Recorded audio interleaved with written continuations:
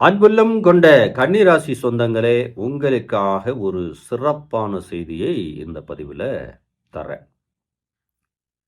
ஏன்னா இதற்கு முன்னதாக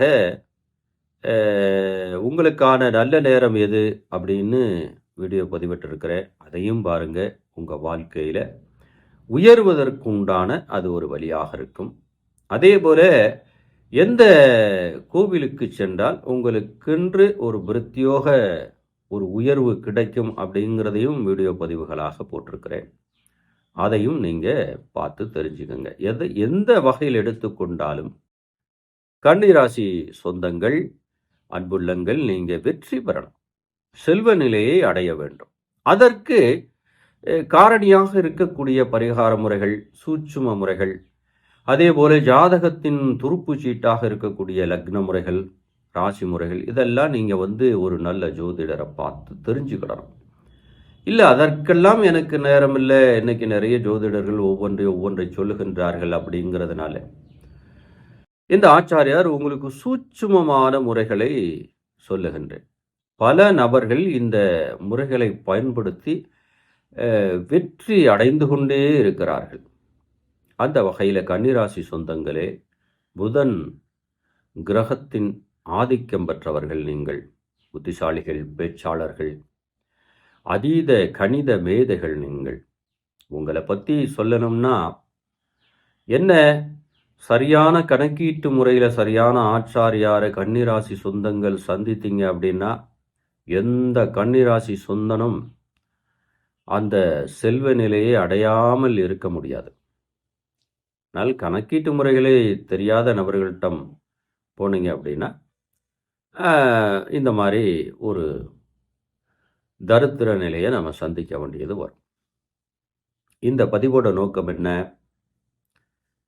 எந்த வழிகளில் இருந்தாலும் நம்ம வாழ்க்கையில் தொழிலில் பெரிய லெவலில் ஜெயிக்கிறோம். இந்த நாள் 1000 ரூபா சம்பாதிச்சா அடுத்த நாள் 1100 சம்பாதிக்கிறோம். ஒவ்வொரு நாளும் உயர்ந்து கொண்டே இருக்கணும். இதுக்கு ஜாதகத்தில் பல சூட்சுமங்கள் இருக்கிறது. லக்னாதிபதி வலுப்பெற்றாலும் அந்த நிலை தானாகவே வரும். ராசியாதிபதி நேர்கொண்ட பார்வையில் திரிகோண முறையில் கேந்திரங்கள் ஏறியிருந்தாலும் அந்த நிலை வந்துடும். இல்லை தசாநாதன் சரியான தசா காலத்தில் முக்கியமான சொல்லப்படுகிற 5, 7, 11 அந்த கிரகங்கள் எல்லாம் சரியான பார்வையை 300 டிகிரி அளவில் எப்போ ஒருவன் ஜாதகத்தில் விழுகிறதோ அவன் தானாகவே பணக்காரன் ஆயிடலாம். இது போக பாவ கிரகங்கள், எதிர்மறை கிரகங்கள் மறைந்து போவது, நீச்சமாவது, எதிர்மறை பார்வைகளை செலுத்துவது, 8ஆம் பார்வை, இதெல்லாம் உங்களுக்கு ஒரு வளர்ச்சி தடையை ஏற்படுத்தும், குடும்பத்துக்குள்ள ஒரு சந்தோஷத்தை கெடுக்கும் அப்படின்னு சாஸ்திர விதி இருக்கிறது. அதெல்லாம் கன்னிராசி சொந்தங்கள் சரியான ஆச்சாரியாரிடம் உங்களுடைய ஜாதகத்தை பார்த்து அந்த துருப்பு சீட்டை பயன்படுத்தி நீங்கள் வெற்றி அடையணும். ஆனால் நம்மளுடைய பதிவை பொறுத்த வரைக்கும் எளிமையான முறையில் எந்த ஒரு பரிகாரமும் செய்யாமல் நம்ம வாழ்க்கையில் கிரகத்தின் ஆற்றல் நம்ம வீட்டு மேலே விழுகணும் அப்படின்னா பல நபர்கள் சூட்சுமமான முறைகளை கையாண்டு வெற்றி அடைந்து கொண்டிருக்கிறார்கள் இன்றளவும். அதுபோல ஒரு சிறப்பு தகவலைத்தான் உங்களுக்கு தருகிறேன். அப்போ கன்னிராசி சொந்தங்கள் என்ன செய்யணும் அப்படின்னு சொன்னால், பொதுவாக உங்களுக்கு பாக்கியாதிபதி சுக்கிர பகவான் உங்களுக்கு பாக்கியத்தை தரக்கூடிய கிரகம் அப்படின்னு எடுத்துட்டா வீனஸ் தான். அப்போ வீனஸோட ஆற்றல் உங்கள் வீட்டுக்கு வரணும் அப்படின்னு சொன்னால் தாந்திரிக முறைகளில் நிறைய நபர்கள் இன்றளவும் நார்த் இந்தியன்லாம் அதை ஃபாலோ பண்ணுறாங்க. மலையாளிஸ் எல்லாம் ஃபாலோ பண்ணுறாங்க. ஃபாலோ பண்ணுற ஒவ்வொருவரும் செல்வ நிலையில் தான் இருக்காங்க. ஏன்னா செல்வம் நிறைய இருந்தாலே பிரச்சனைகள் வராது. எந்த பிரச்சனையும் வந்தாலும் அதை வச்சு சமாளிச்சிடலாம் இல்லையா? அந்த வகையில் கன்னிராசி சொந்தங்கள் உங்கள் வீட்டில் வாசல்ல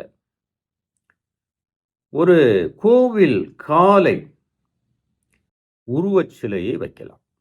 பெருசா, அதாவது எப்படின்னா கொஞ்சம் பெருசா இருக்கு, பளீர்னு படணும். இப்போ ரோட்டில் ஒருத்தன் சிகப்பு கலரில் சட்டையை போட்டு போனான்னா எப்படி இருக்குது, பட்டு நம்ம கண்ணுக்கு படும் இல்லையா? அந்த மாதிரி பளீர்னு நம்ம கண்ணுக்கு படணும். அதுபோல காளை உருவத்தை நீங்கள் வீட்டு வாசல் ஹாலில் வைக்கலாம், பூஜை ரூமில் கூட வைக்கலாம். இது ஒரு சூட்சும முறை. அங்கேயும் அந்த பாக்கியநாதனுடைய ஆற்றல், அந்த வீனஸோடைய ஆற்றல் அங்கே குவியும். இன்னொன்று, ஒரு முடவன், ஒரு நொண்டி, நம்ம கோவில் வழிபாட்டில் சொல்லணும் அப்படின்னா சோனை சாமின்னு ஒரு சாமி தெய்வம் இருக்குது. அது மண்டி போட்டு ஒரு காலை தூக்கி அருவாள் இப்படி கையில் வச்சது மாதிரி இருக்கும். ஒரு காலை தூக்கி அருவாள் இப்படி வைக்கும். அது நொண்டி சாமின்னு சொல்லுவாங்க. அந்த உருவச்சிலையை ஒரு அடிக்குள்ள வாங்கி பூஜை ரூமில் வைக்கலாம், அல்லது ஹால்லே கூட வைக்கலாம். ஆனால் நைவேத்தியம் பண்ணக்கூடாது. இப்படி பண்ணி பாருங்க, கன்னிராசி சொந்தங்கள் பெரிய உயர்வான இடத்துக்கு போவீங்க. என்ன நடக்கும் அப்படின்னா, எதிர்மறை ஆற்றல் அந்த வீட்டை விட்டு வெளியில் போயிடும். வீனஸ் கிரகத்தோடைய அந்த கதிர்வீச்சு நேர பாயும். எப்படி ஒரு குவிலன்ஸை போல அந்த வீட்டில் இறங்கும். இது எந்த பரிகார முறை இல்லை, ஒரு சூட்சும முறை. இந்த முறையை நீங்கள் பயன்படுத்தினா உங்கள் வாழ்க்கையில் பெரிய வெற்றி கிடைக்கும். அது இல்லாமல் தூங்குகின்ற ரூம், படுக்கை அறை அல்லது ஹாலை கூட வச்சுக்கிடலாம். சுவர்களில் எப்போவுமே நீங்கள் என்ன பண்ணணும் அப்படின்னா,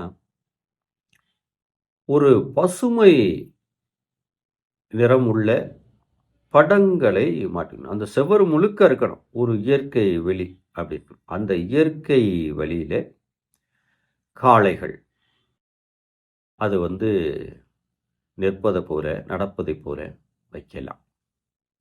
அதே போல ஒரு முடவன், அதுதான் சூட்சம், அந்த முடவன் இருப்பதை போல வைக்கலாம். இது ரெண்டையும் நீங்கள் வச்சு தினமும் அதை பாருங்க, தொட்டு வழிபடுங்க, அல்லது தினமும் கண்ணால் பாருங்க போதும்.